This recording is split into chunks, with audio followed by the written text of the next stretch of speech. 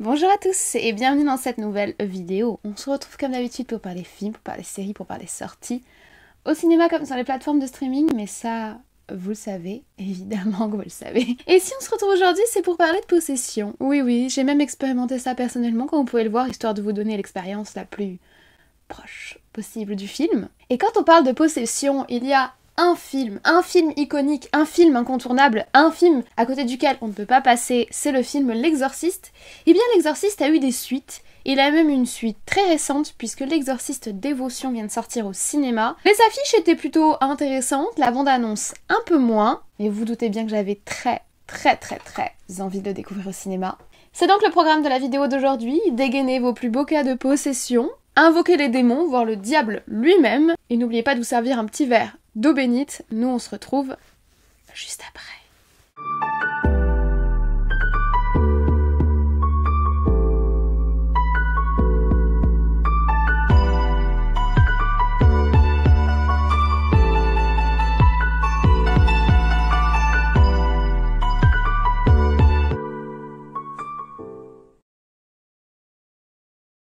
Alors, je suis de retour dans un état un petit peu plus présentable pour vous parler donc de L'Exorciste Dévotion, ce nouveau film de la saga L'Exorciste qui vient d'arriver au cinéma. Ce film est donc sorti le 11 octobre 2023 en France et le vendredi 13 octobre 2023 aux États-Unis. Oui, ils n'ont pas calculé leur date au hasard, on est en octobre, mois de l'horreur, c'est d'ailleurs aussi le mois de l'horreur sur la chaîne, vous le savez, chaque jour vous avez une recommandation d'horreur sur TikTok, vous avez des petites compilations à la fin de la semaine, donc en ce moment c'est le mois de l'horreur et aux États-Unis en plus du mois de l'horreur, ils casent la grosse sortie de la suite de l'Exorciste un vendredi 13, normalement c'est carton plein. Le film dure par ailleurs 1h51, ce qui est une durée plutôt raisonnable je trouve, et il est réalisé par David Gordon Green. Alors David Gordon Green, il n'est pas à son coup d'essai dans le monde de l'horreur puisque c'est également lui qui a réalisé les 3 derniers films de la très grosse saga Halloween. Alors moi ces 3 films je ne les ai pas vus, je n'en peux plus d'Halloween, déjà de base j'en étais pas forcément particulièrement fan, j'aime bien le premier film mais ça s'arrête là, en plus il y en a un paquet. Alors je vous avoue que la dernière fournée qui est sortie, que ce soit Halloween, Halloween Kills et Halloween Ends l'année dernière,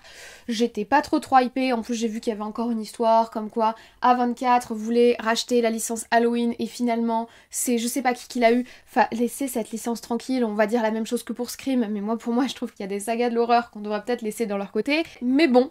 David Gordon Green, c'est un grand spécialiste de la réanimation dans le monde de l'horreur et il s'attaque donc cette fois-ci à un monument qui est l'Exorciste. Alors c'est pas la première suite du film iconique L'Exorciste, en fait c'est le 6e film, en effet il y en a déjà 5 qui sont sortis, moi personnellement je n'ai vu que le premier. Je me suis arrêtée au premier. Je pense que c'est un film qu'on ne présente pas, c'est vraiment un film qui a rendu célèbre le genre possession horrifique, avec la petite Regan possédée par un démon, des make-up très visuels, ce vomi fluo, les espèces de cascades improbables, la descente des escaliers, enfin il y a plein de scènes qui sont absolument iconiques, plein de répliques également qui sont absolument iconiques et très injurieuses, je ne vais donc pas les répéter ici, mais voilà, le premier exorciste de 1973 c'est une icône, il a aujourd'hui 50 ans, mais ces 50 dernières années il a donc eu plusieurs suites. Tout d'abord l'Exorciste 2 en 77, l'Exorciste 3 en 1990, l'Exorciste 4 en 2004 et le plus récent de tous, l'Exorciste Dominion qui était donc un préquel qui est sorti en 2005. Je donnerai pas d'avis parce que je les ai pas vus, mais je vous cache pas ne pas avoir eu forcément des retours mirobolants. Sinon je me serais peut-être attaquée aux suites, mais honnêtement, en rester sur le premier, ça m'allait totalement. Et donc quand ils ont annoncé ce retour au film L'Exorciste 50 ans après pour l'anniversaire du film original, j'étais pas du tout emballée. Mais c'est quand même le sujet de la vidéo d'aujourd'hui parce qu'à l'inverse des autres, je suis allée le voir et j'ai quand même eu des surprises. Bonnes ou mauvaises, ça c'est toute la question. Ah, je vous ai pas parlé de la série L'Exorciste que j'ai regardée, j'avais beaucoup aimé la saison 1, beaucoup moins aimé la saison 2. La saison 1 était sortie en 2016, elle était sympathique, on retrouvait pas du tout l'esprit du film j'ai trouvé, mais l'histoire de possession était plutôt bien menée. C'était pas particulièrement dans l'héritage de l'univers du film. La saison 2 par contre essayait vraiment de raccorder les wagons avec l'univers du film et du coup c'est là que ça devenait extrêmement artificiel. Mais si jamais vous vous posez la question, la saison 1 de la série était quand même sympathique. Alors que nous raconte ce film anniversaire 50 ans après? On commence sans aucun lien avec l'histoire originale, en suivant un père et sa fille. Cet homme élève seul sa fille suite au décès de la mère dans des circonstances tragiques le jour même de la naissance de l'enfant. Il fait de son mieux et sa fille semble plutôt épanouie bien qu'elle regrette de ne pas avoir connu sa mère. Cependant, un jour, sa famille ainsi que celle de l'un de ses voisins est frappée par le drame. Leurs 2 filles ont disparu. Elles ne sont pas allées réviser chez l'une ou l'autre comme elles l'avaient dit à leurs parents. Elles se sont enfoncées dans la forêt et on n'a plus de nouvelles d'elles. C'est là que débute notre histoire de possession qui va nous mener, comme souvent dans ce genre de film, à un exorciste et à reprendre contact avec certaines personnes du premier film que vous connaissez bien. Donc dans l'absolu, et avant même d'avoir vu le film, on sent que le scénario n'est pas exceptionnel, pas particulièrement original, mais peut fonctionner. On a l'originalité d'avoir une fille à parent unique qui n'est pas le mère, mais pour une fois le père, ce qui est plutôt rare dans le monde de l'horreur. Donc le film a des arguments, et c'est vrai qu'on se demande sincèrement comment ils vont réussir à raccorder cette histoire qui n'a rien à voir avec le film de 1973. Alors au niveau de la photographie, elle est ni spectaculaire ni particulièrement innovante, les environnements et la mise en scène sont assez classiques mais font sincèrement le travail. On a l'hôpital, l'école, la maison, ils ont choisi une église qui est plutôt originale et dont l'architecture a permis de faire quand même des jolis plans. C'est d'ailleurs le plan qu'ils ont gardé pour l'affiche principale en France. Moi personnellement, j'aurais pas fait ce choix-là pour l'affiche, je trouve que les autres affiches qui sont proposées aux États-Unis en noir et blanc sont beaucoup plus pertinentes visuellement, beaucoup plus flippantes pour attirer le spectateur dans un truc de l'horreur. Après oui, peut-être qu'elles auraient peut-être été moins family friendly, mais c'était pas forcément le but du film. Mais en tout cas, ils ont choisi des localisations qui étaient plutôt jolies, plutôt bien aménagées, des mises en scène qui fonctionnent, donc c'est assez classique sur ce point-là, mais c'est pas déshonorant. Et au-delà du cadre, j'ai trouvé que la première partie du film se déroulait plutôt bien. J'ai eu une très agréable surprise au niveau du montage et dans la façon dont les images sont construites les unes avec les autres, puisqu'on utilise un espèce de système d'image subliminale, d'alternance entre des plans extrêmement rapprochés et la continuité de notre histoire, la continuité de nos personnages qui avancent, etc. C'est plutôt sympathique, j'ai beaucoup aimé par exemple dans l'ouverture du film, on alterne entre le moment où on parcourt, on va dire, le voisinage et cette espèce de jeu, vous savez, les cocottes en papier que font les enfants là, 1, 2, 3, 4 et t'ouvres un truc. On a des plans extrêmement rapprochés sur ce jeu qui alternent de façon très furtive avec le reste de l'ambiance. Ça donne un côté extrêmement oppressant et c'est plutôt bien maîtrisé. Donc de ce côté-là, j'ai trouvé ça plutôt original et plutôt visuellement intéressant. Et d'une manière générale, plus que la mise en scène en elle-même, c'est la façon dont la mise en scène a ensuite été exploitée au niveau du montage que j'ai trouvé extrêmement pertinente en ce début de film. Malheureusement, ça c'est quelque chose qu'on perd totalement quand on va s'intéresser à la seconde partie du film qui, elle, va beaucoup plus raccorder les wagons et faire le lien avec l'ambiance et avec, on va dire, le classique du film de l'exorciste. J'ai vraiment eu l'impression, en fait, photographiquement, et vous allez voir que c'est pas seulement dans la photographie, de voir deux films complètement différents qu'on a collés ensemble en les faisant coïncider au niveau du scénario. Dans la seconde partie, on a beaucoup plus de mise en scène lente, on n'a plus du tout ce montage saccadé avec ces images subliminales, on a des moments où la position des personnages ou leur dialogue s'alterne pas très bien, ça fait très artificiel. On a même des moments que j'ai trouvé vraiment personnellement très forcés, notamment les scènes où on va rassembler tous nos personnages, à la fois les personnages de début de film qui appartiennent à l'histoire de ce film et les personnages complètement extérieurs qui appartiennent à l'histoire d'un autre film qui est le film L'Exorciste, où on les force à cohabiter tous ensemble et où en fait la mise en scène, le film lui-même, l'esthétique elle-même n'arrive pas à coller. C'est extrêmement bizarre à regarder et c'est très déstabilisant parce que j'étais sincèrement plutôt agréablement surprise par tout ce que j'ai vu photographiquement au niveau de la construction visuelle et au niveau du montage dans la première partie du film. Et c'est également le cas pour les effets spéciaux. Tout le début du film se fait sans aucun effet spéciaux, sans aucun fond vert, sans aucun make-up. Le malaise repose uniquement sur le montage et sur la situation, qui est une situation terrible. Un parent qui perd son enfant, deux jeunes filles qui disparaissent dans la forêt, contexte très anxiogène, ça fonctionne. Dans la seconde partie du film, là, on va avoir un apport très important en effets numériques et surtout en make-up FX pour faire écho aux iconiques make-up du film original L'Exorciste. Et malheureusement, on n'arrive pas à se démarquer du film L'Exorciste, on s'en inspire très largement puisque cette deuxième partie de film n'a simplement pour fonction que de tracer des espèces de lignes très grossières entre le film dont on se dit anniversaire et l'histoire qu'on nous raconte depuis le début. On a donc des trucs extrêmement classiques, extrêmement déjà vus, on est vraiment dans les ornières du genre, à coups de croix inversées, à coups de blessures sur le visage, de teint blafard et de lèvres verdâtres, bref, tout ce qu'on a déjà vu et du coup c'est pas super intéressant. Ils arrivent quand même à construire quelques moments qui sont plutôt pas mal, notamment les moments où les deux jeunes filles sont très proches et où ça fait des plans intéressants avec leurs deux visages, cette espèce d'effet miroir mais présent directement dans la pièce qui peut être intéressant mais que je trouve personnellement assez mal exploité, d'autant plus que les stigmates qui sont faits au niveau des FX ne sont pas les mêmes sur les deux personnages, ce que je n'ai pas compris, notamment du coup la fameuse croix inversée qu'on a sur une jeune fille et pas sur l'autre. Pourquoi ? Une fois qu'on a vu le dénouement du film, ça nous pose question, mais est-ce que c'était vraiment nécessaire du coup de les différencier au niveau des stigmates alors qu'on essaye de montrer une sorte de destin commun entre ces deux gamines ? Je comprends pas la pertinence des choix qui sont faits en fait là. Après, ce qui est plutôt positif, c'est que les FX de L'Exorciste, dont il s'inspire extrêmement largement ici, ont plutôt carrément bien vieilli, puisqu'ils passent encore très très bien aujourd'hui. D'une manière générale, je préfère personnellement avoir des trucs qui sont faits par le manuel, qui sont réels sur le plateau pour nous donner un sentiment de réel dans le film, plus que des moments numériques. Et là, c'est vrai que du numérique, il y en a très très très peu, voire quasiment pas. On a surtout du FX, on a surtout du travail d'effets spéciaux, du travail de gestuelle, etc. Beaucoup moins excessif que dans le premier film, mais qui démontre que ce qui avait été fait en 73 est encore totalement d'actualité, puisque de toute façon c'est lui qui a posé les bases du genre. Autre point où on a touché directement à l'icône de 73, mais seulement dans la seconde partie du film, c'est sur la musique.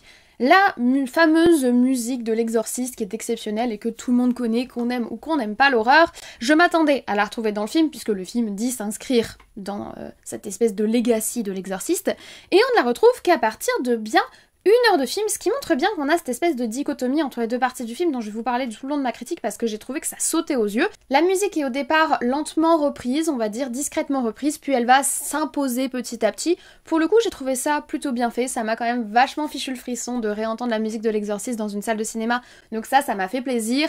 Je pense que c'était quand même un passage obligé, pareil, on va aimer, on va pas aimer, certains vont valider le fait que la musique soit utilisée, d'autres vont contester le fait qu'elle a été remixée, peut-être qu'il aurait fallu l'utiliser directement à l'état brut, peut-être qu'il aurait pas fallu l'utiliser du tout. Ça, je pense que ça dépend vraiment des sensibilités. Moi, j'ai trouvé ça quand même plutôt agréable et ça a resté à mes yeux un point un petit peu obligatoire d'une saga qui s'inscrit dans l'héritage de ce film iconique. Donc ça ne m'a pas gênée. Ce qui m'a plus gênée, c'est que l'ambiance musicale qu'ils ont mise en place dans le premier film, ils l'abandonnent complètement à partir du moment où notre ère iconique va apparaître, et c'est dommage parce que en début de film, on a des effets de vibration, on a des effets de grincement, pas vraiment des chuchotements, mais quelque chose d'un petit peu moins invasif, mais plus intéressant que ce qu'on a l'habitude d'entendre de très grossier.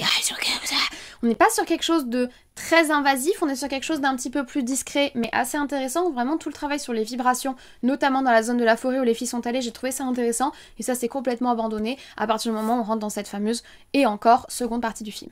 Donc voilà sur la forme, je suis pas totalement déçue, il y a des trucs sympathiques, mais il y a d'autres choix, et notamment ce manque de communication entre les deux points esthétiques, ces deux parties de film que j'ai trouvé assez questionnables. Mais des questions, j'en ai bien d'autres, et bien plus sur le fond. Alors au niveau du scénario, il y a des points que j'ai trouvé intéressants. Le choix de l'enfant disparu, comme je vous l'ai dit, c'est très anxiogène, ça fonctionne, c'est classique, mais ça fonctionne et ça va impacter la plupart des spectateurs, donc ça c'est plutôt pas mal. Le choix d'un père de famille seul, qui en plus je trouve que la relation père-fille est assez bien montrée dans le film, dans la première partie du film encore. Je trouve qu'elle est montrée avec pas mal de sensibilité. Le père qui fait tout pour être à l'écoute de sa fille, mais qui comprend aussi. Enfin, par exemple, la scène de la salle de bain, je l'ai trouvée très touchante. Il essaie de la guider avec compréhension et douceur, et à la fois c'est une adolescente et il va pas rester là avec elle, donc il s'éloigne, mais à la fois il reste là pour surveiller. Je trouve que l'acteur joue très très bien le père, et je trouve que la relation qu'ils ont en début de film entre eux deux fonctionne très très bien, et qu'elle est décrite avec beaucoup de sensibilité, et c'est intéressant de choisir la figure du père, qui est d'habitude soit absent, soit violent dans les contextes d'horreur, soit directement la personne possédée, hein. Donc je trouve ça bien. Ça, j'ai trouvé ça intéressant. Et le principe des enfants disparus, j'ai trouvé ça intéressant aussi. Malheureusement, une fois qu'on s'intéresse à la seconde partie du film, c'est tellement moins subtil. À partir de ce moment-là, tout va trop vite, on a une invasion de personnages secondaires, alors que pendant 1 heure, on avait limite que le père, sa fille et l'autre famille qui ont également perdu leur enfant. Là, on a une flopée de gens qui apparaissent et qui envahissent et qui sont même pas bien introduits. On a du mal à réellement savoir ce qu'ils font là, à quoi ils servent, pourquoi ils sont là, et qu'est-ce qu'ils vont apporter au scénario. C'est quand même assez handicapant.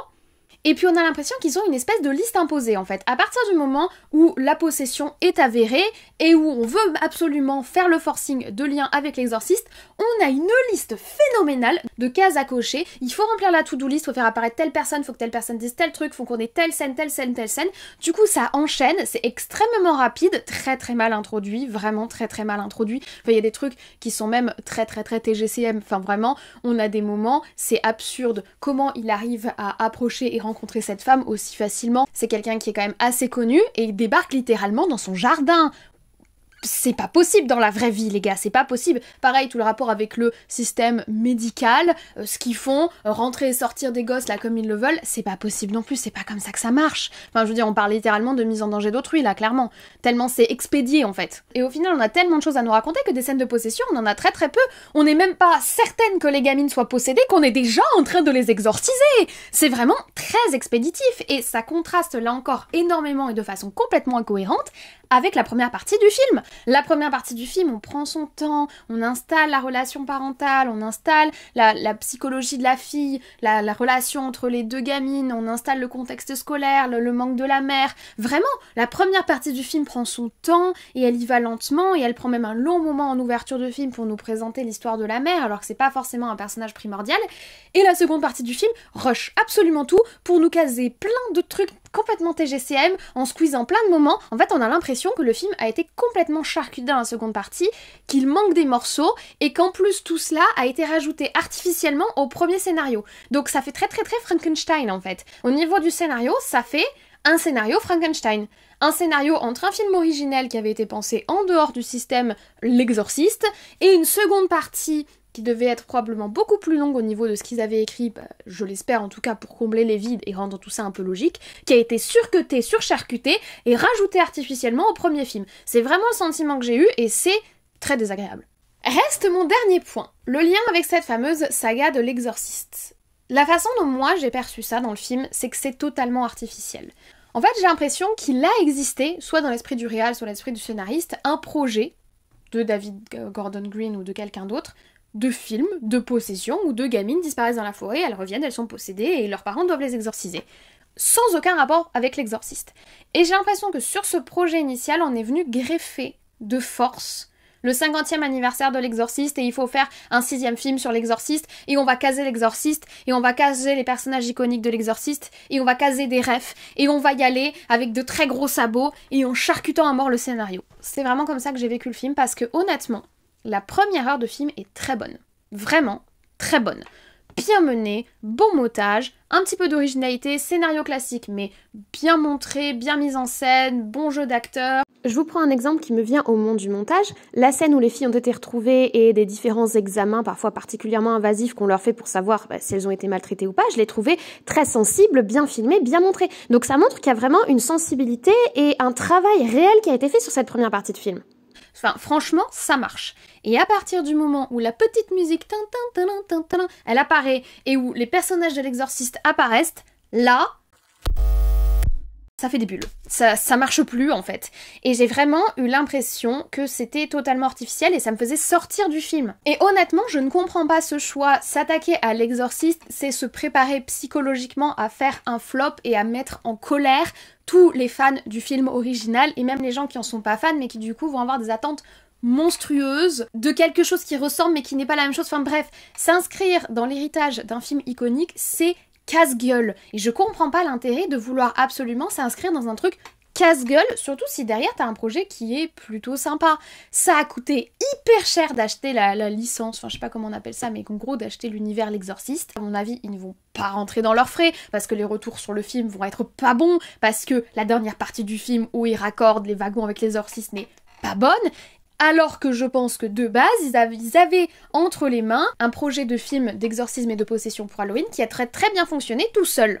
Alors certes, on voit que le film essaye de faire vraiment beaucoup d'efforts pour essayer d'intégrer et de rendre hommage sans trop rendre hommage, de faire des références sans copier, mais on sent aussi que eux-mêmes ils savent qu'ils marchent sur des œufs et du coup c'est même pas agréable pour nous à regarder parce que ils sont là comme ça, ils ont peur de moindre faux pas, du moindre truc. Les reprises de musique sont timides, les reprises de make-up sont timides, les reprises du scénario sont timides, donner des suites au scénario c'est timide, tout est timide parce qu'en fait ils marchent sur des œufs et je ne comprends pas pourquoi ils se sont imposés cette souffrance en fait. Je ne comprends juste pas le projet. Je ne comprends pas le projet parce que sincèrement, le film est pas atroce et le film n'est pas atroce parce que sa première partie est vraiment bien et que du coup on a le mérite d'au moins s'attacher à quelques personnages, ce qui fait que même si la seconde partie est vraiment mal menée, mal écrite, etc., t'es quand même emporté dans l'histoire et c'est déjà ça. On a franchement ce concept de montage de début de film que j'aurais aimé voir tout le reste du film parce que le montage avec ces trucs subliminaux, j'ai vraiment beaucoup aimé. Mais quel dommage de s'être inscrit dans l'héritage de l'exorciste! Laissez l'exorciste tranquille de son côté et faites vos trucs. D'autant plus que vous savez ce que j'ai appris quand j'ai fait des recherches, il se lance dans une nouvelle trilogie, comme pour Halloween. Bah c'est le même schéma que pour Halloween. Je pense que David Gordon Green part dans le même délire que pour Halloween, c'est-à-dire faire sa propre petite trilogie l'exorciste au milieu, en plus, là, qui vient s'accrocher et parasiter comme une tique un truc qui est déjà existant. Je trouve ça tellement dommage, parce qu'on voit bien que dans ce projet, je sais pas si c'est le réal, je sais pas si c'est le scénariste, je sais pas si c'était le maquilleur du fond du couloir à droite, mais dans ce projet, il y a des gens qui ont des idées, et leurs idées sont parasitées et phagocytées par l'envie de ne surtout pas se renouveler et l'envie de surtout profiter et parasiter une licence déjà existante, et qu'est-ce que c'est dommage. Là c'était du coup The Exorcist Believer qui est sorti cette année en 2023, l'année prochaine en 2024 est déjà annoncé, ou 2025, hein, c'est 2024 ou 2025, est déjà annoncé The Exorcist Deceiver, et il y en aura un troisième.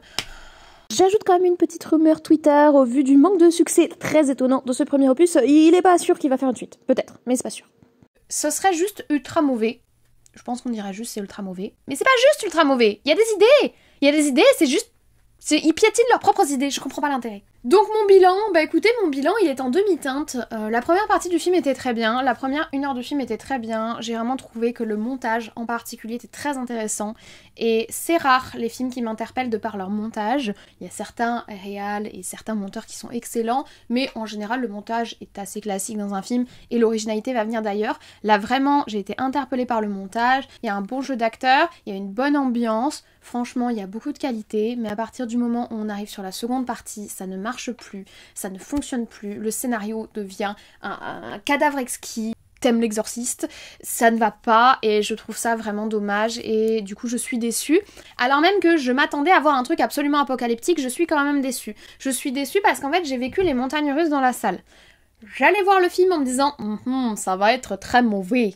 Je vois la première partie, je me dis c'est bien. Je vois la dernière partie, je me dis ah non, ah bah non, c'était pas bien. Vous auriez mis le film sur pause et vous m'auriez collé un micro entre les mains, et ben je vous aurais dit ouais, je suis super agréablement surprise, c'est très sympa, je suis super investie dans l'histoire, je suis à fond dans le truc. Mais malheureusement, ils ont pas réussi à maintenir ça sur tout le film et c'est vraiment du gâchis. Le terme c'est ça, le terme c'est du gâchis. C'est pas bien, je suis contrariée, voilà. Est-ce que j'irai voir l'Exorciste 2 Deceiver en fin 2024, début 2025? Oui, pour voir si du coup on retrouve l'esprit de la première partie ou si c'était vraiment un égarement ponctuel et qu'on reste dans plutôt l'esprit de la seconde partie. J'ai envie de savoir en fait si ce que j'ai entreaperçu créativement existe toujours quelque part ou c'est achevé à la minute 54 du film. Mais je suis assez déçue et du coup est-ce que je vous recommande le film? Franchement ça dépend. Si vous allez sans attente, je pense que vous pouvez quand même avoir une agréable surprise même si le film dans son entier n'est pas excellent. On sent quand même qu'il y a des gens derrière qui réfléchissent, il y a des gens derrière qui ont des idées, il y a des gens derrière qui avaient envie de faire ce film. Est-ce que tout ça s'est concrétisé tel que ça aurait dû l'être? Non. Est-ce qu'il n'aurait pas dû le mettre en lien avec l'Exorciste? Oui. Est-ce que ça reste un film regardable? Oui. Maintenant, c'est loin d'être un chef-d'œuvre et ce petit côté Frankenstein au niveau du scénario, c'est toujours un peu gênant. Voilà. Voilà pour cette vidéo sur l'Exorciste Dévotion, j'espère qu'elle vous a plu. Comme vous l'avez vu, à l'inverse des vidéos précédentes, j'ai essayé de n'être maquillée qu'en début et fin de vidéo pour voir si ça changeait un petit peu l'ambiance de la vidéo. N'hésitez pas à me dire ce que vous préférez par rapport à d'habitude. Du coup, ça me donne plus de taf puisqu'il faut que je fasse 2 tournages, puisqu'entre temps, je vais aller me démaquiller intégralement et me remaquiller. Faut surtout pas que je me rende compte que j'ai loupé un truc parce que sinon, je vous raconte pas les faux raccords. Et au-delà de ça, j'espère que la vidéo vous a plu, j'espère que mon avis sur le film vous a intéressé. Je sais pas si vous allez le voir, dites-le moi en commentaire. Dites-moi également si vous aimez le premier Exorciste, c'est quand même un iconique du cinéma. Dites-moi si vous avez aimé les suites. Comme je vous l'ai dit, moi, les suites de l'Exorciste, j'y ai jamais trop porté d'attention parce que pour moi c'était un film auquel on ne pouvait pas faire de suite. Ça a peut-être joué d'ailleurs sur mon avis sur le film. Donc dites-moi tout ça en commentaire, dites-moi également si vous avez aimé la vidéo, comme toujours. Et si vous avez aimé la vidéo, vous pouvez également laisser un petit like. Ça permet à YouTube de référencer la vidéo et de la mettre en avant. Et en plus, ça fait très plaisir et ça me soutient dans ce que je fais, donc n'hésitez pas. Puis si vous n'êtes pas encore abonné, vous connaissez la chanson, c'est en dessous, c'est gratuit. Si vous activez la cloche, vous êtes tenu au courant des futures sorties de vidéos, des futures possessions démoniaques de la chaîne. En plus, en ce moment, on est sur le mois d'octobre, le mois d'Halloween. Je vous fais une recommandation de films d'horreur par jour, ça c'est sur mon TikTok, et chaque semaine, il y a des compilations qui sont disponibles sur ma chaîne. Il y a de tout, du flippant, du pas flippant, de la possession, du fantastique, du gore, du SF. Vraiment, j'ai essayé de mettre un maximum de films différents, donc vous allez forcément tomber sur des pépites. Moi je ne vous embête pas plus, je vous souhaite dès à présent une très bonne journée, une très bonne semaine, de très bon visionnage. Peut-être l'exorcisme dévotion au cinéma, sait-on jamais. Surtout, faites gaffe à pas vous faire posséder, et nous on se dit comme toujours, à très vite.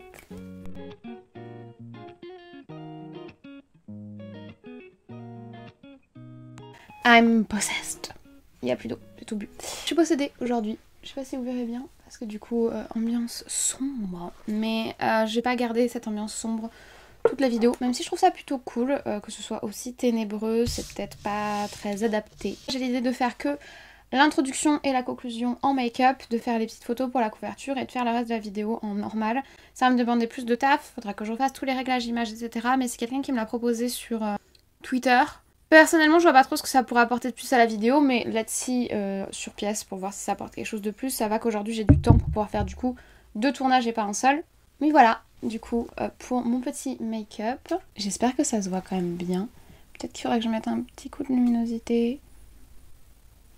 Là, c'est pas mal, je pense. Je sais pas si vous voyez, mais j'ai des blessures un peu partout. Du coup, le problème de le faire dans la pénombre, c'est qu'on voit pas trop. Mais d'un autre côté, ça fait beaucoup plus ambiance houhou. So, c'est parti. Me voilà de retour dans un état un petit peu plus correct du coup pour la suite de la vidéo. Rapidement, je voulais me faire un café mais j'ai plus de dosette. C'est un peu con, reconnaissez-le. C'est un peu con, hein, désolée d'être vulgaire, mais quand il manque de café, c'est un crime. C'est grave quand on a plus de café, c'est terrible, hein. Donc je ne sais pas comment on va faire pour s'en sortir, mais on croise les doigts, ça va le faire. Hop, hop, hop, hop. Je dis que j'ai tout éteint, je pèse mes mots. Mais ces 5 dernières années, il a eu des suites, j'en ai vu. Allez!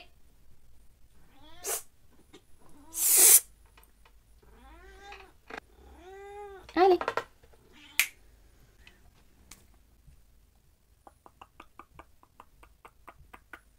Tout d'abord, l'exercice 2 en 77. Pff, la dame est pas contente. Je suis pas contente du tout là. Je suis pas contente du tout.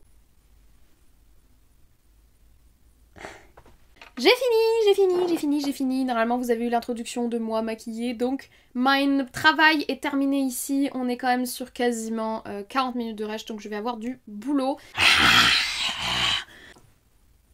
Faut que j'y mette démaquiller. Faire des photos d'abord, et ensuite me démaquiller.